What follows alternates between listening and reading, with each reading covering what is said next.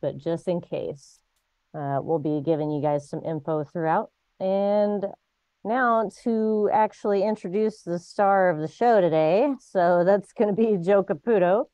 He is an instructor at Musicians Institute and also an unbelievable producer, sound designer, musician, percussionist, right? That was your formal music Yep, training background. that's right. Engineer and just all around wizard. Joe and I have been friends for a long time, and it's just really fun when we get together and do these things. So he's going to teach you. I mean, you guys saw the name of the event. So he's going to teach you guys how to reconstruct that bass from that really popular song right now. And yeah, I'm going to turn it over to Joe. So if you guys have questions or anything, just drop them in the chat or the Q&A and we'll get on it. Thank you for the introduction. And yeah, if you guys have any preference, what synths are you guys using? If you're using synths, if you're not, if no one in here is using a synthesizer yet, then we might as well just use Vital. I mean, we're going to be talking about the basics, the sort of like the mindset, the theory behind some of these things, which is universal regardless what synthesizer you use. And that I think is really one of the bigger points that we try to get across in our classes, and really one of the useful characteristics of working in a DAW. Working with plugins, we might all have access to a lot of different tools, but we have to pick a couple of things that work, get things done with those things, try to master those tools, and and understand how they connect, how the dots connect to everything else out there, so that we can make the most of what we have. And it takes only a few things, only a few useful tools to get a lot done. I think that's just a good mindset when making music, especially when faced with all of the tools available in a DAW. We have a million things there, and it's fun to just go in there and get crazy with those things in the DAW. But it's very easy for that to be overwhelming and to sort of just take us to a place that has no meaning necessarily to us, and just sort of like willy-nilly taking things here and there, when we might want to make something very specific. We might be setting out to make something very specific, and the more we know about that thing, the more we can kind of like move everything out of the way and get to just those few tools or items that might be useful. So, all right, I'm going to share my screen here, and we can listen to the sound that we're going for. Of course, this is wide open as well. So if you guys have sounds that you hear that we're going along, the way here, we're going to maybe hear a few sounds that we'll touch upon as we go. That kind of connect to the you know the sound we named going that we're going for here. But if there's other questions that you have along the way, if the, I might have some thoughts in terms of like general Skrillex sounds. This isn't the typical Skrillex bass. This is more like old school dubstep type of bass nature to the sound, as opposed to the Skrillex sound, which is maybe a little bit more aggressive, more what they might call bro step in the uh, uh, uh, electronic genre world. Okay, so I'm just going to share my screen. We're going to go right into the thing here. What is the best free program I can use and easy learning for beginners for music production and engineering? Lacey's got some suggestions there. We can maybe swing back around on that. Um, Depends what if you're on Windows or Mac. If you're on Mac, I would say GarageBand certainly. Again, we've sort of focused on Ableton. You can get Ableton for like a light version of Ableton. I think they still have a 90-day free trial on it, but um, uh, there's a lot of options available to you, especially if you have some high-speed internet options, high-speed internet access. There's even DAW-based or browser-based DAWs, so ways to collaborate, that go beyond just the standard, Ableton, Logic, Pro Tools, those types of on your computer DAWs. Band Lab is another one that's kind of been coming up. Anyway, some thoughts here with regard to the sound. Let's take a listen uh, and see what's going on here. Now, for our YouTube edit of this recording, we might have to mute some of these audio bits to avoid copyright strikes. Just FYI to our editors. Okay, let's start it a little earlier here. This is it's the bass that we're going for here.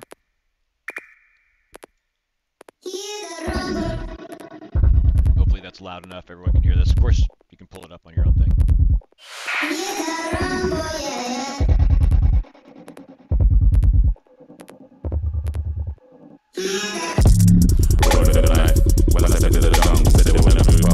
So we hear that bass, that sort of thumping, right? That's kind of what we're going for.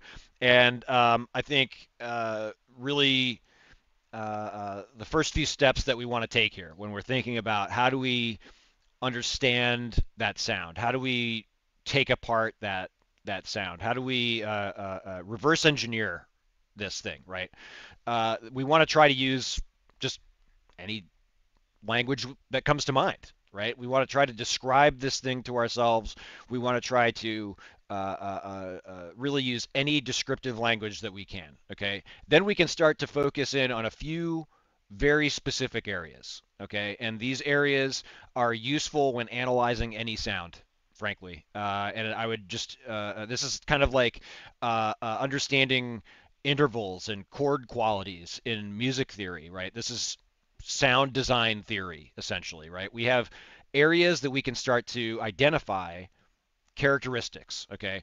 And again, any descriptive language is going to be useful, and we might use any descriptive language in a moment to get to this. But then we're going to start to focus in on these few different elements.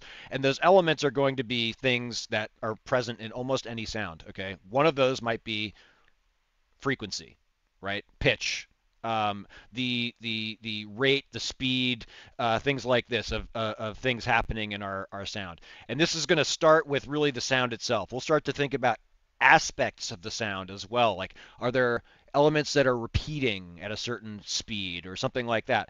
But frequency, pitch is going to be a very important one. That tells us very, very quickly right off the bat, where on my keyboard do I need to move, right? Do I need to start composing low notes, or do I need to start composing high notes, or, all of this stuff, right? So frequency, very, very important, okay? Is the frequency going up? Is the frequency going down, right? Does this happen note by note? Right? In the context of one note from the beginning to the end of that note, as opposed to over the course of many notes, are there changes? These are things that we have to start to put our finger on, right? That might take many listens, might take a lot of going back and forth. So frequency is going to be one of those elements we're going to listen for. Tone, or timbre, as we call it, is another big one. This is one that might not be quite as natural to our hearing or to our brain to identify. Frequency we're pretty good at. We can hear high frequencies. We can hear low frequencies. We're sort of innately trained with some of these things, whereas tone might be a little bit harder to start to put our finger on. Guitar players may be pretty good at that. They argue about tone till the cows come home, right? But tone is one of those things that we need to start to think about as musicians, and it's one of those areas where dots start to connect to the guitar world and the synth world. Amplitude would be another one. Volume over time, right? The shape of the sound. Is it long and evolving? Is it short and punchy? How long are the notes? What's the tempo of a piece? These are things that might give us information about, like, how long should our envelope shapes be in our synthesizer, right? The envelope is going to be a big piece of this. It's a repeating knob turning tool. It just simply turns something up or down, like frequency, or something that controls tone in our synthesizer, or very important, volume or amplitude. That's a very important thing. So frequency, tone, and amplitude, timbre and amplitude. These are really important elements. Pitch, tone, volume over time, right? And then there's a fourth element that applies to all of these things, which is modulation or change. Okay, so change in volume over time is really how we identify the amplitude characteristics of a sound, right? There's one of the amplitude characteristics of a sound anyway. Um, does it go from silent, no sound, to loud, present sound very quickly? Or does it take long to fade in or evolve to that thing? Does it release very quickly? Is it short and punchy? Is it long? You know, these are the things that we're trying to identify. And modulation is the way that we get to those things, the way that we can shape things over time with regard to frequency, timbre, and amplitude. So modulation is just change, okay? So these are the things that we're going to start to think about and we're going to start to listen for as we listen to the sound. So the first thing we're going to maybe ask ourselves is, what does this sound like?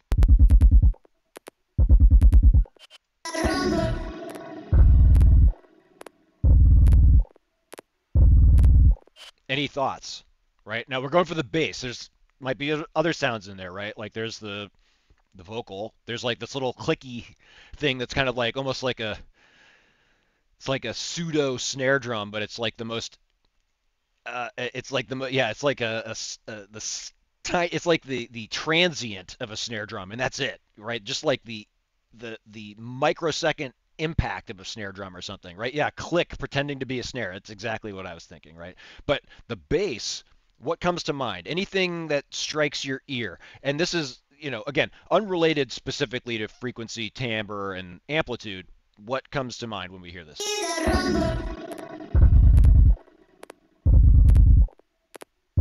Rumble. Growl. Okay, yeah. Now, compared to other Skrillex stuff, this might not be the most growly sound, but might have that thing. And there's even actually some lion growls or tiger roars in there when we get later into the track. But to my ear, the first thing that comes to mind is I'm also loving the non-bro step sound. That's whoops, what did I do? Back in the I did something there. Okay, wait. Let's go to there we go. I think I hit the snipping tool by accident. Uh, okay, now if just come to my ear, this just sounds like a kick drum, right? Like what if we took just an 808 kick drum,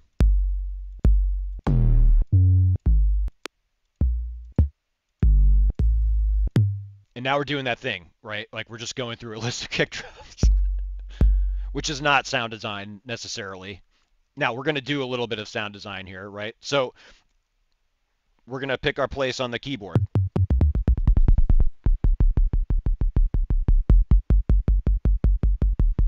Okay, now again, we have to go back and forth quite a bit in this process. We need to listen to our original and listen to ours and think what's different. And that's where we really start to think about frequency, timbre, and amplitude.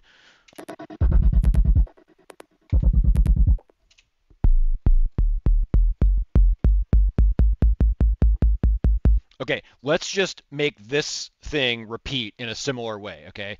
I'm I'm a lazy person. I don't like to sit here playing,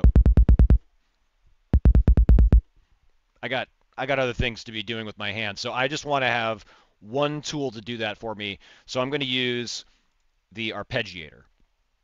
Now, usually the arpeggiator will play, it will take our notes, whatever MIDI notes we send into it, and play them in a sequence. So if we were to put this, say, on a synthesizer over here, and let's just reset Serum. Um, okay, so if I play a chord without the arpeggiator, with the arpeggiator,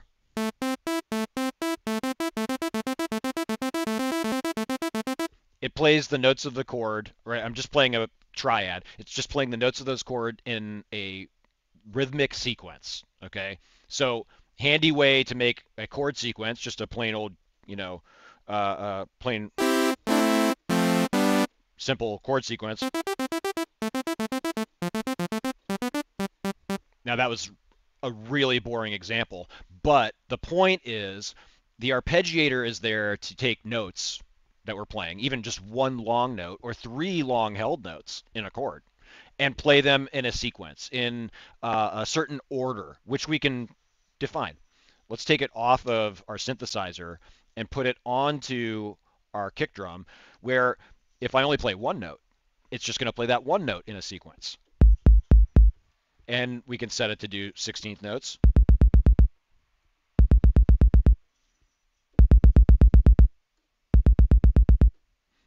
Okay.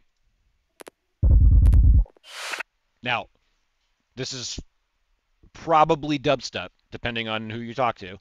And we can just type in the typical dubstep tempos. Now, if we don't know that, if we're wondering, like, okay, what the heck is dubstep, which I think is a completely valid question, even if we love dubstep, even if we go to dubstep shows every week, and we're wondering, what the heck is it now that I'm sitting in front of the DAW?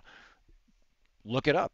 Let's Google it, and we'll see that there's probably a sort of, a group mind answer to this. And it's probably going to tell us that dubstep is in the range of 140 BPM, beats per minute, instead of 120. So maybe we type in 140 and we listen to that.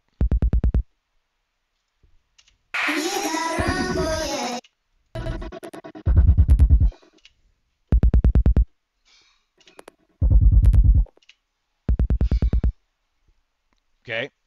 Frequency, that's frequency. It's a rate, it's speed of something, it's tempo of something, right? So this is stuff that we need to be thinking about because we want our sound to sound like this other sound. And if it doesn't, we're going to have a disconnect, right? So we're trying to get some of these things in place. Now we could just as easily up here sequence a bunch of notes. I'm playing right now C#3, and I could just write it. Whoops, I could just write in some notes, right?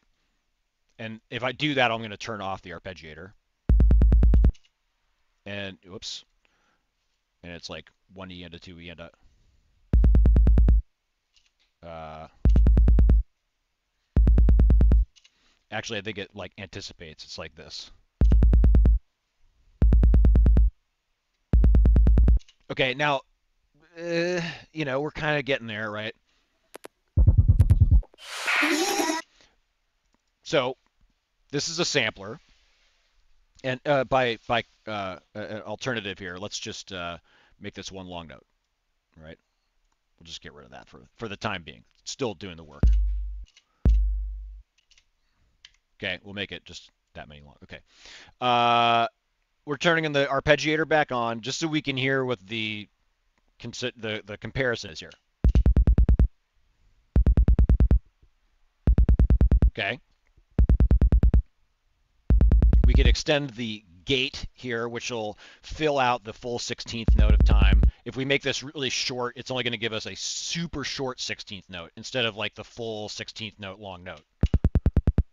And we'll see that if we zoom in especially, it's only going to play the very front end of the sample. If we extend this, we hear a lot more of that thump, right? The rumble part, important. But there's still this very noticeable click at the front end. So we could use, built into this kick drum, we could use already turned on, very handy, there's a low pass filter. And a low pass filter simply takes high frequencies and lowers the volume of those high frequencies. Now we'll talk about that in a moment when we go over to Vital and recreate this thing. But I think it's important that we indulge the things that we think we hear because we're learning things in the process. For instance, what does a kick drum look like? What does an 808 kick drum look like? What does this sound like when we start to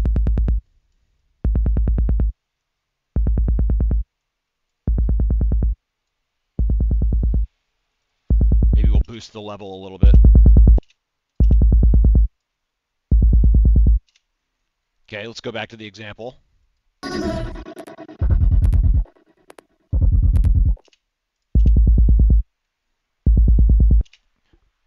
Is there a noticeable difference now? To me, it's the length of the notes. I think his notes are way shorter than our notes, which we've gone into the gate up here and we extended that gate on the arpeggiator. Let's turn off the arpeggiator for a minute. We'll just go back to our notes here and let's just recreate that up here so we can see what the difference is. When we were changing a second ago, Why is Skrillex clipping? Good question. Sometimes people do that for the tone. Okay, so we're going to take this, we're going to repeat these. What if we took all of these notes and we shortened them?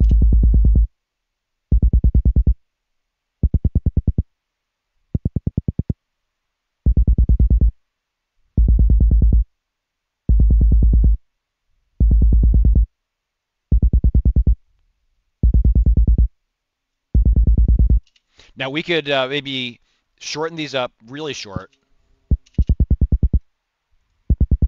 and we could come back into our sampler and maybe extend the release time a little bit.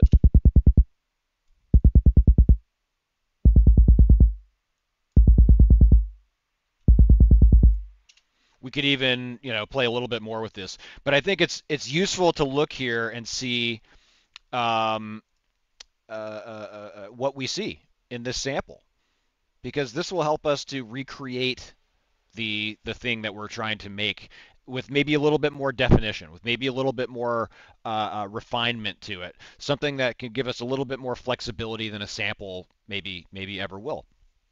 We'll see why in a minute, but we'll see a few things here. Okay, we're going to see that, for instance, there's this nice smooth S-type curve, right? This sine wave, we call this, right? There are a number of wave shapes that we're typically going to see when we first approach a synthesizer. And let's just load up Vital. Um, if you guys are in Serum, let me know, because we can recreate this stuff inside of Serum. But Vital is free, and that's why I'm going to show it right now. Now I've just loaded the default basic version of Vital, and we can very quickly just hit the arrow key up here on our oscillator 1. This is where our sound is going to come from. Okay. If we hit this little right arrow next to this init message, it's going to take us to our basic shapes. We could also just click into this menu and we see all of our included wave shapes. You can also conveniently drag and drop samples into these oscillators, and it will turn wave shapes from samples into wavetable oscillators. But the basic shapes, I think, are now this is like, especially for our sound design courses, probably the most important set of synthesizer shapes that we're going to be able to access. Other sounds, other shapes are all great, but they are all essentially derived from these basic shapes. Sine wave, this is kind of a weird middle wave. Triangle wave, sawtooth wave, square wave. Okay, and they each sound different, right? If we play that.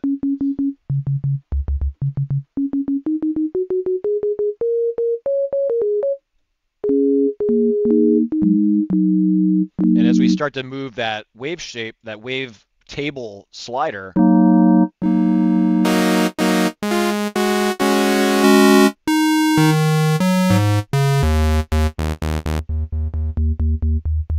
same note, different tones. So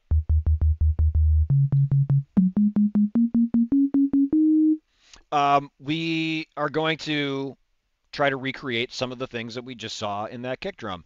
And if we look at those waves, we're going to see that's probably the one that looks the most like that wave in the sample. We're just zooming way in. Now, the more complicated the sample we're trying to analyze might not be so easy. However, that sound in that Skrillex track conveniently is very exposed. So we could download this track, right, for educational purposes, fair use here. Or, hey, you could just buy the track on Beatport or something and download it, or Apple Music, download the track, load it into your DAW. Look at that waveform, especially if the sound is as exposed as this sound is.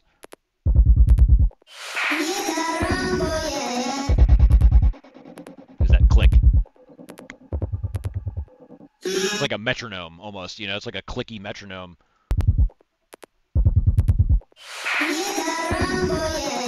It's like he forgot to turn off the metronome and they had to remove it unnaturally or something.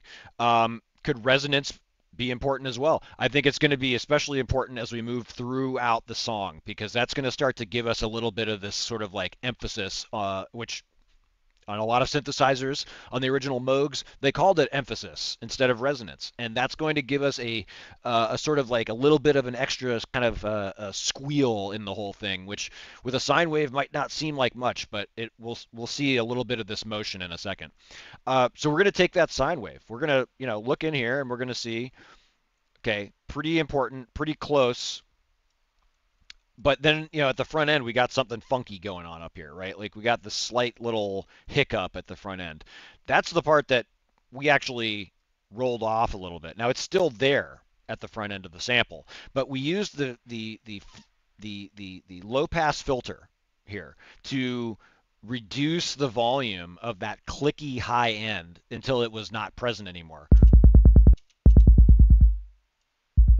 We'll notice that that's really only at the very beginning of the sample, right? We could even edit the sample. We could move this little start flag past that point, ideally to a place where the sample is crossing that middle line, which represents where our speakers are at rest.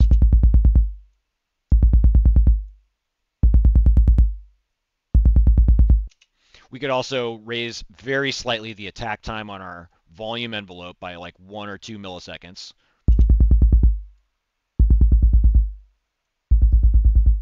Or 5 milliseconds. We can hear all that high end is gone. The filter isn't doing anything right now. It's all this little click at the front end, which isn't present in the original sound.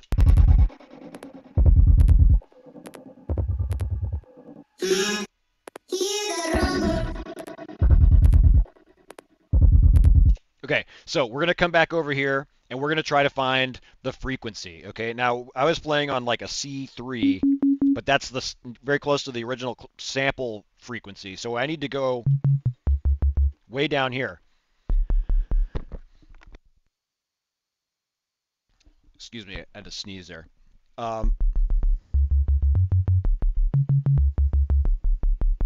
Okay, I think we're getting into the right range, which might be out of the range of some of our speakers hearing, right? Like some speakers might not be able to recreate that range. Here's the thing. There's something else happening in that sample and in a kick drum. If we start to think about not just the shape of what we see here, though that will aid what we're going for here in a second. If we start to think about what happens when we strike a drum, what happens when we hit a kick drum or hit any drum for that matter, we go from a certain tightness of a drum head tightened against a shell. We strike it with a stick and it tightens that drum head even more, right? It's like plucking a string, except it's a 365 degree, 360 degree, not 365 degree string. Right? A string, when it's pulled to a certain tension, you pull it. We're like zooming in on time here, right? We're slowing down here. We pluck a string. To do that, we have to pull it tighter than it's originally tensioned, and then release it so that it can return to its original tension. And in that brief moment, there's a time when the pitch goes up. The frequency of that thing is higher than the resting tension of that drum head or that string. And so when we start to hyperanalyze kick drum samples, even the 808 kick drum, which itself is a synthetic recreation intentionally of a acoustic drum, right? Or again, synthetic loose recreation of an acoustic drum. We see at the front end here, there's like the sine wave squiggle, right? It starts closer together at the front end, and it very quickly starts to spread out. It's like a spring that's been pulled apart, right? Like it starts close together up at the front end, up at the top, and then you start to pull it, and the spring, the coil starts to stretch out, right? And we could zoom way out on this thing, and we could see that actually that stretching happens in a very small amount of time. We can even look down here at the very bottom of that sampler, and if you're working in another DAW, or a sampler, we should be able to still view that amount of time, highlight that amount of time. We could do this another way by actually going into find that sample wherever it was. I think it was, yeah, sample 2. We could load it to an audio clip or to our timeline down here on an audio track. We'll make sure that it's not warped, so it's original audio. And we could zoom in and see, we could highlight that amount of time in our timeline. It's trying to do a little fade here, so we'll just, get that out of there. We can highlight that amount of time and say, where do we all agree it kind of like settles out? Probably maybe here or something. Maybe even really like here. It's still kind of going down here, but let's just say like the real action is happening right here in the front end, right? If we highlight that amount of time, and we can look down here, we can see in milliseconds how much time that is, right? That's only 40, 50 milliseconds or something. And if we want to know very precisely in Ableton, we can hover over that highlighted space and look at the very bottom of Ableton, way down here at the bottom of the screen, and it'll tell us this is the duration in time, in hours, minutes, seconds, and milliseconds of that highlighted amount of time. And it's telling us it's 47 milliseconds actually that I've highlighted. That, we can play around with time in that space. The bigger picture is we need to make pitch change in our sound, right? A sine wave on its own on our synthesizer isn't enough. We do have that clicky thing at the front end. And it's all, it's not enough for two reasons. One is our speakers might not be able to hear it because it's so low. And two, it doesn't sound like a kick drum. It doesn't have the oomph of a kick drum. So that's what we're going to try to build into this. And we're seeing by looking at this sample that frequency, time, the amount of time between those wavelengths is changing. It's going from very fast to relatively longer amounts of time. And that means we go from higher in pitch to lower in pitch. So we need to create that motion in our synthesizer.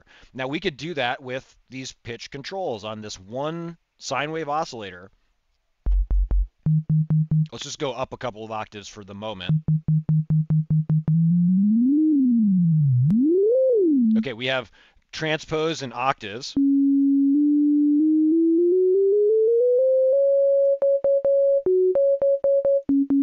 Right, that goes by, or not octaves, semitones, sorry. It goes 4 octaves in either direction.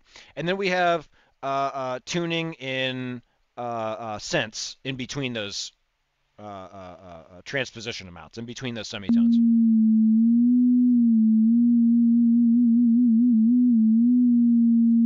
Okay, so we want to assign some sort of action to change our pitch. This is going to be a small amount of time, small enough it's going to be hard for us to recreate it by hand. So we're going to use a handy tool, the envelope. Now, envelope 1 over here, this is our volume control. This is where our amplitude is going to be shaped.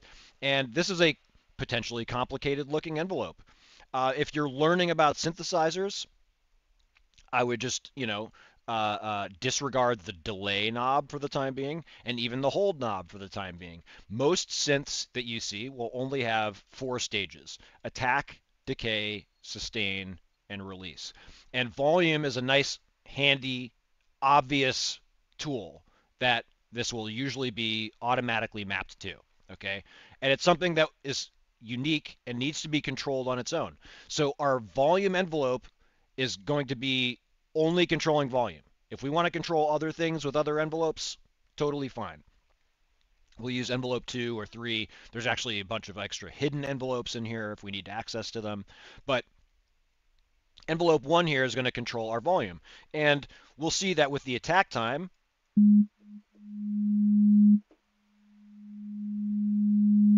we can control our sense of fading in over time at low amounts. And you can see it's actually measured in seconds and milliseconds, right? If I set it to a very small amount, 0.000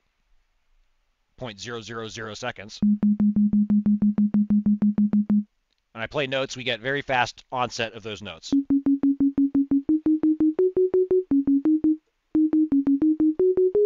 So that means I can play very fast notes.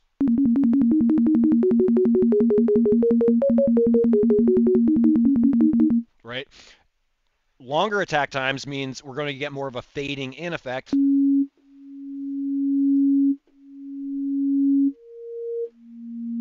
which makes playing fast notes very difficult, if not impossible. I can, play as fast and as, many notes as I want, but we can see there's this little indicator here, and we can even zoom in on it. And every time I play a note, it restarts. And if I'm playing fast notes, the attack time is so long, it's what now, 2 seconds or something, 1.28 seconds. Too long for us to ever even get to that point where it's loud enough to hear that there's a note present, right? Volume is not even present enough for us to hear that there's a note happening. So I can play like crazy, no good, right?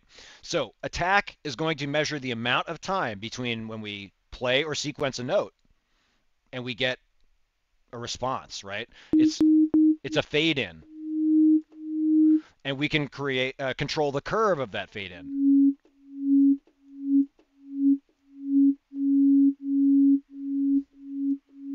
But I would stick to just using the attack time while we're learning how to use the synthesizer, because once we start getting all these other things involved, it starts to get a little bit complicated enough as it is.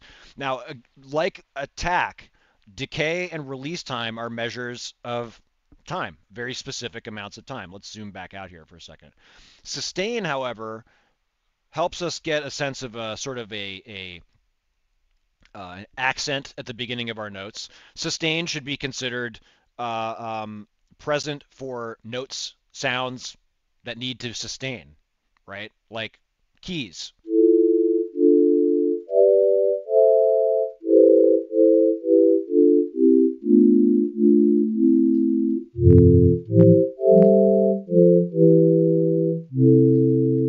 Uh, Drums, not so much, right? Drums don't sustain. Basses, sure.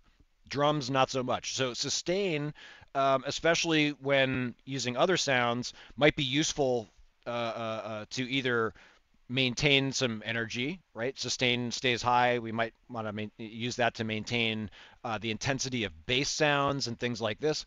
But for drums, we're going to reduce the sustain so that we're essentially just working with attack and decay, right? Sort of a rise and a fall, like we see here, up and a down. That's it, right? The up is going to be so almost instantaneously fast for this type of a sound because we're striking a drum, right?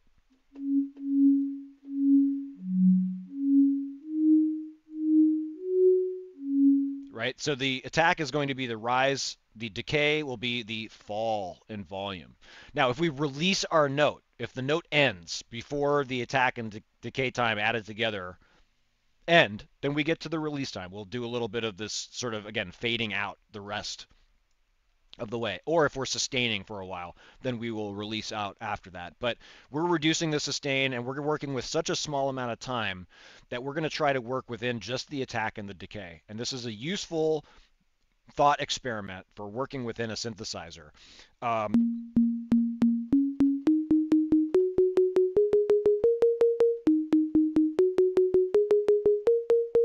Now there's this click at the beginning of the sample, and it's not always consistent.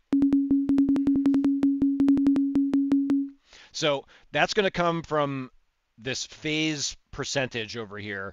This randomizes where on our sine wave the note is going to start.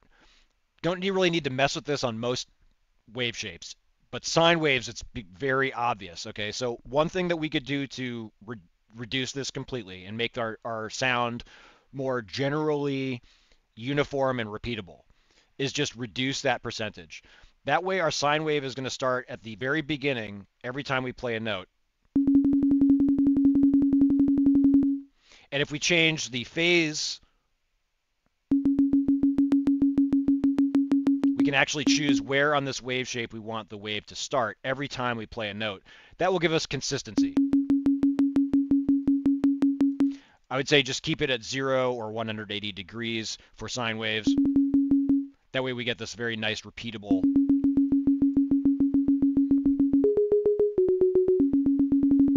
front end. Okay, so now we got this note going. Let's go to envelope 2. Envelope 1, our volume envelope, our amplitude envelope, always only control amplitude. Don't use it for anything else. Don't be tempted to say, oh, envelope 1, let's have that. No, leave it alone. Envelope 1 does volume. We want something else to be controlled.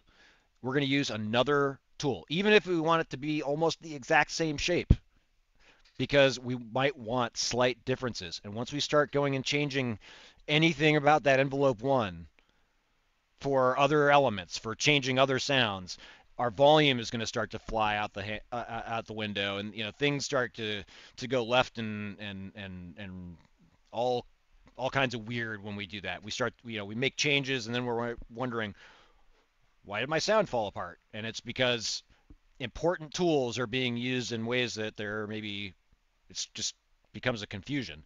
So we're going to set up envelope 2 in a almost the exact same way as envelope 1. We're just going to bring the sustain down. We're going to bring the decay down. What were we set to up here? Around, like, let's just set it to 500 or so milliseconds, zero point 0.5 seconds, right? No sustain. I could hold the note all day long, and we don't hear any note sustaining, right? This one we're going to set to very similar shape, right? Fast attack, 500 milliseconds, zero point 0.5 seconds. And we're going to now drag and drop this somewhere. Now, when I click this little arrow thing, right, and I drag, I can drag it anywhere that has one of these green boxes or circles around it, right? So we could drag it right over here to our wavetable, but in this case, we're going to drag it to, that would change tone over time. But in this case, we're going to drag it to this pitch control, okay? We could drag it right here, but that will only give us around a semitone distance to change the pitch.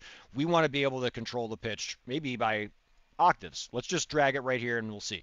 So we've now dropped this envelope and assigned it essentially to this value to transpose. And you'll see now that there's this little purple indicator. We could just double click that, gets rid of it. Okay, so again, nothing assigned. We don't see any little indicators on anything. We drag and we drop, and now there's an indicator telling us, oh, that's actually assigned. It's assigned 48 semitones. So when I play a note, whatever note that I play, envelope 2 is going to virtually instantaneously send the pitch of that note up 4 octaves, 48 semitones, okay? Because of that transposed value, 48 semitones. And then it's going to start to drop back down. Okay, let's just extend the attack time a little bit so we can hear that actually happen, right? We're only hearing the up motion right now because envelope 1, remember, sustain is turned off. Let's just turn the sustain up for a second. Okay, that's extreme. Okay, let's just turn that down. We can do it right here. Envelope 1, transpose. Let's set it to 24 or so. There you go, 2 octaves.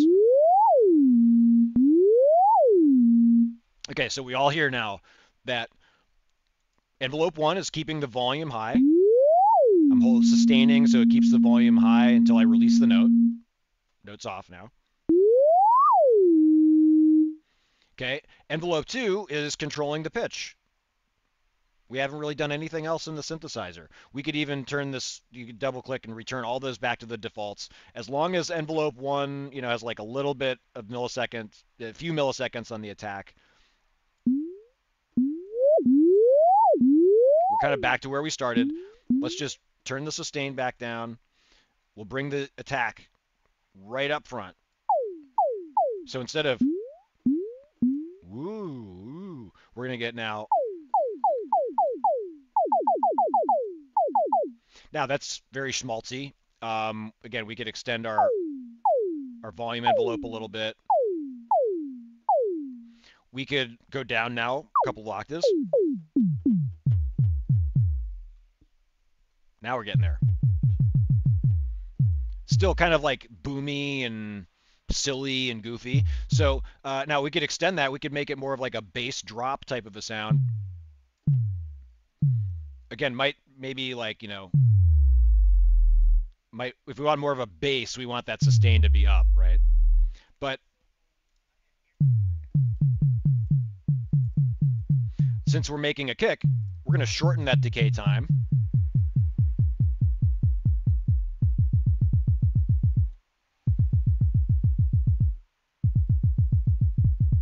Okay, let's listen again.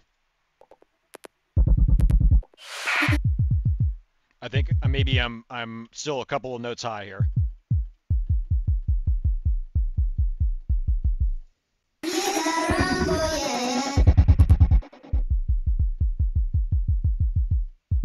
Maybe right there. It's really low. Okay. And we could shorten up our decay time a little bit on our volume. Again, if we want to open this up, want to use this more as like a, proper 808 kick drum.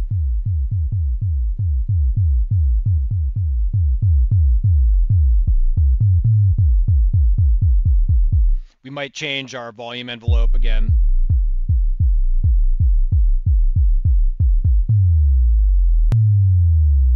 Could go, again, make it more intense.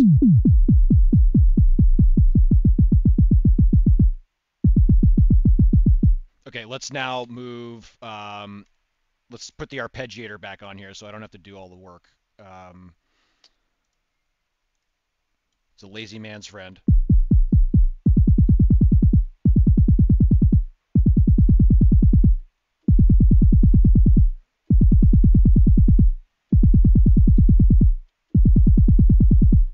Let's go back.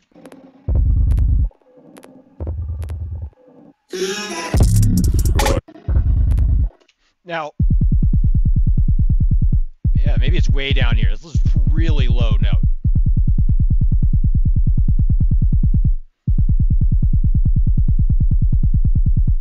We could also change things over time with automation, like, maybe do a little bit of pitch bending, a little bit of, again, we could turn on a filter and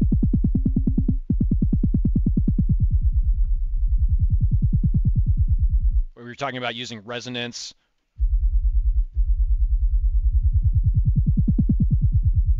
Another thing that we were talking about that I think Rich asked why, or someone asked, why does Skrillex have so much clipping? And this is this is like distortion for guitars, right? Like this, you're the guitar player, right? Like this is like the production world discovering distortion, okay? And this has been happening over the last 20 years. It's like old news to guitar players. They use clipping and all these tools all the time to come up with a tone, right? And they maybe many in sequence. But uh, in the production world, we use sometimes the same tools, the same kind of, tube screamers or saturators or overdrives, or these are all just types of distortions, right? Harmonic distortions to get um, aggressive material built into something that might otherwise be very simple tone. So right here, for instance, we could turn on something like the drive in this filter, which is essentially going to perform saturation.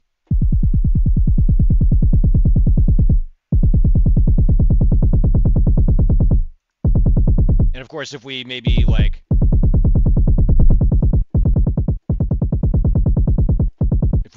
maybe again, we're really low with that note.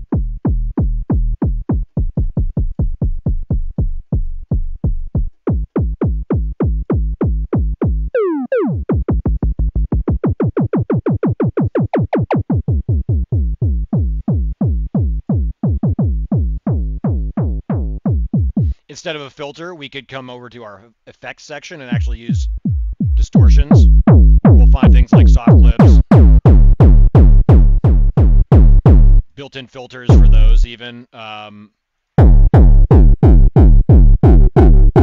So we could certainly indulge these kick drums. Once we get nice boomy 808 basses with a little bit of that pitch modulation, the pitch envelope, and play with our tail, we can add a little bit of that distortion, not just through the built-in effects, but of course we could use Ableton's drive effects, which of course we do have, like,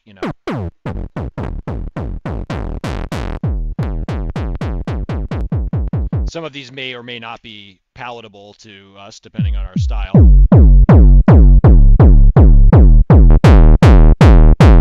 There's a great video of Sylvia Massey hosting a band that wanted some dirt on their synthesizers, right? They recorded synths in the studio, probably not even plugins, right? Like there was a band, they had to play this stuff live. I think they'd used a Juno or something like that. You can find this on YouTube. Uh, and they come into Sylvia Massey's studio. They probably paid thousands of dollars to have Sylvia Massey engineer this sound, add her sauce to the sound, really. And this, it's an illuminating video because all of a sudden they go in there. What does Sylvia Massey do? She just sends it into her recording room and routes the synth parts through a guitar amp and remics it. That's it. And these guys are in the studio like blown away, like, oh my god, an amp on the synthesizer.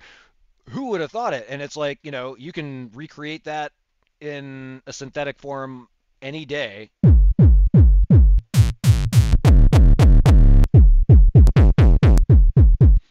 You wouldn't necessarily think drums through a guitar amp, but Lacey and I would, because we worked at Native Instruments back in the old days, and guitar rig was like one of their big things.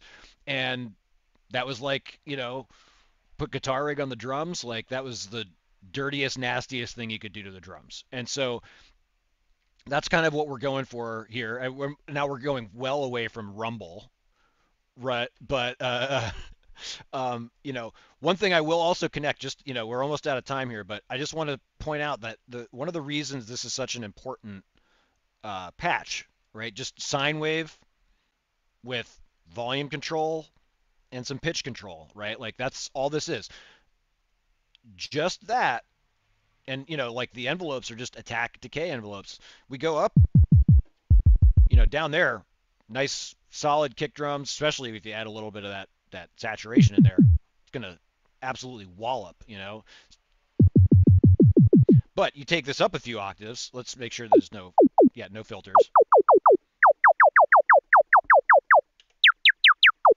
You go up there and you start to play a little bit with the, obviously we got a laser zap already.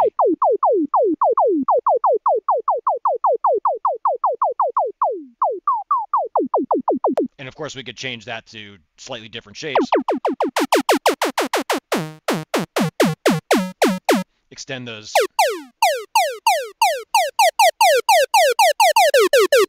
envelopes a little bit. You just change the orientation of the attack and decay.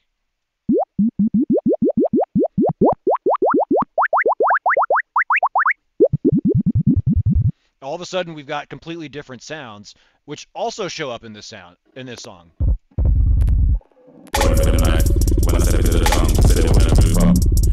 the lyrics, there's like a right. Joe, listen, yeah, that kid is in the jungle. Kid is in the jungle. Kid is in the jungle. Joe, listen, yeah, that lion roar. Kid is in the jungle. There's the water. Kid is in the jungle. Right? Just something like that with some reverb.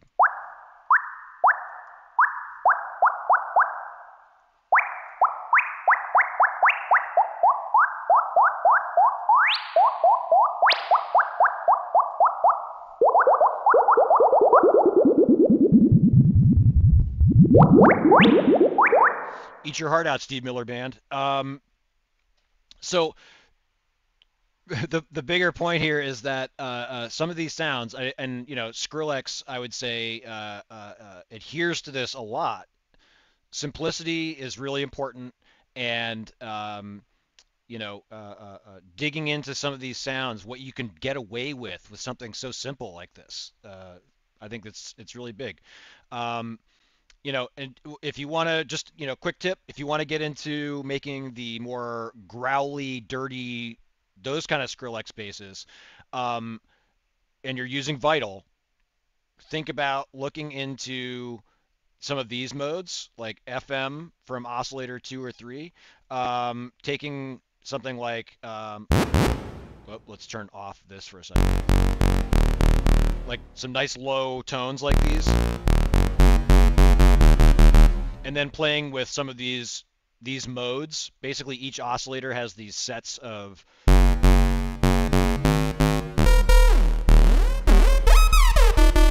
Let's turn up our sustain too.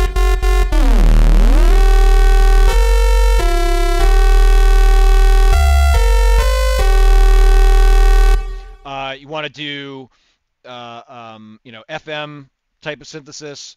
We can do that. Take FM from oscillator 2.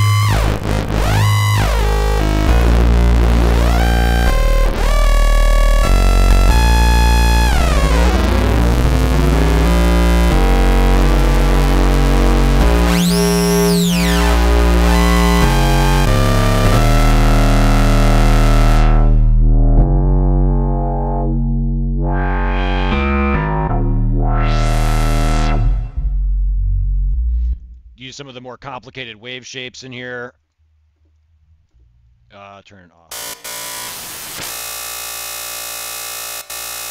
Modulated with sine waves.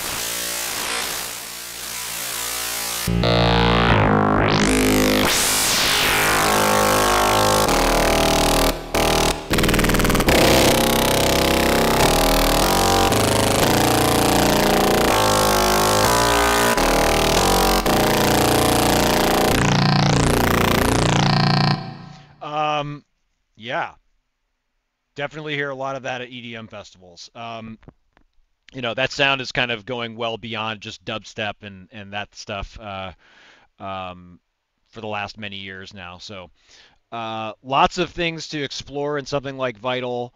And again, this is like the no preset version. I have not used any presets. I've never gotten any presets for this. It's all just the basic stuff that comes with these, the included wave shapes. And then again, you can drag pretty much any sample into these things, and it will analyze them and turn them into wave shapes for you.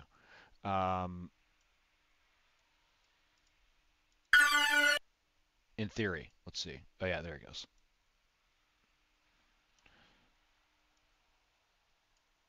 I'm doing something wrong with that, but anyway. Yeah, so sine waves, pitch envelopes, start thinking about these sound design techniques, sound design theory, amplitude, timbre, frequency, and modulation of those things. And yeah, in our class, we get into some Vital. We get into a lot of the instruments that are included inside of Ableton. There's a whole ton of different synthesizers, samplers, and different tools like this. So, yeah. Questions? Thoughts? One other thing on the clipping, I would just say, if you look into modern mastering techniques, they're using clipping in creative ways that adds a little bit of, again, aggression to to the overall sound of the track. So Rich asks, is any of this being used in pop? Absolutely. I think, pop is moved in so many directions in the last few years, especially with hyper pop. You're going to hear a lot of this stuff more maybe like in your face, like it's kind of like thrown to extremes in hyper pop.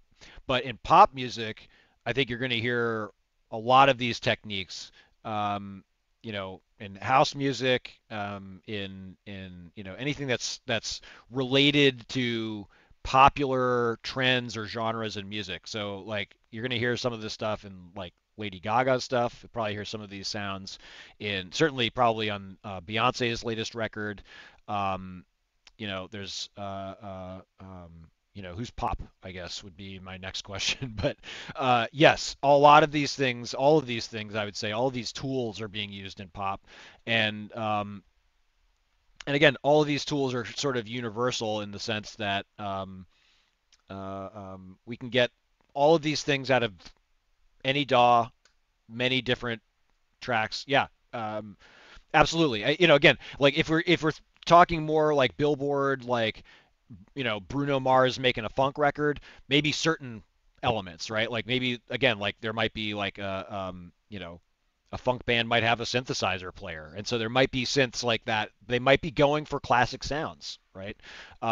If you're looking for very specific sounds and like you want to like get the sound of a certain synth from a song. Arturia makes a really useful collection of synthesizers that are one-to-one recreations of classic synthesizers, but all of those things and more can be done with Vital. And so, there are some synths that go outside of the range of those things. We do get into those in our second level of Ableton sound design, things like physical modeling, frequency modulation, synthesis, things like that. And yeah, but absolutely, absolutely. Um,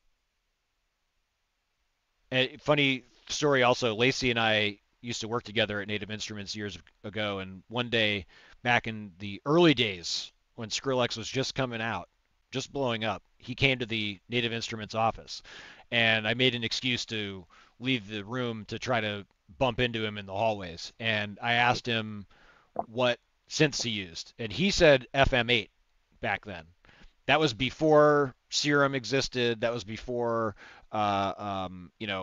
really, this is probably 2010, like before a lot of the modern tools that have become the staples of production in dubstep and electronic music um, were, in their current form. So FM synthesis is definitely a way to go. And, as I said, you can get into that in Vital using some of these warp knob controls.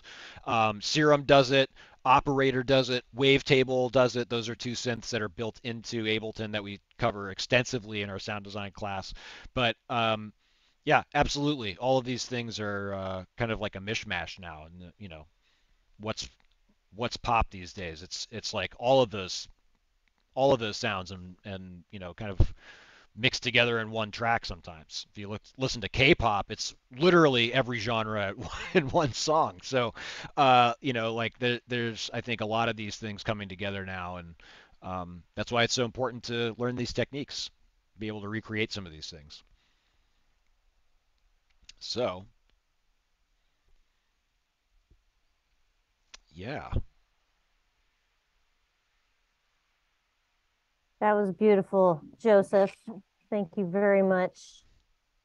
And thank you guys for joining us. We dropped some info into the chat if you guys want to check out anything else. Like I dropped our program page for electronic music production just so you can see what all is in there.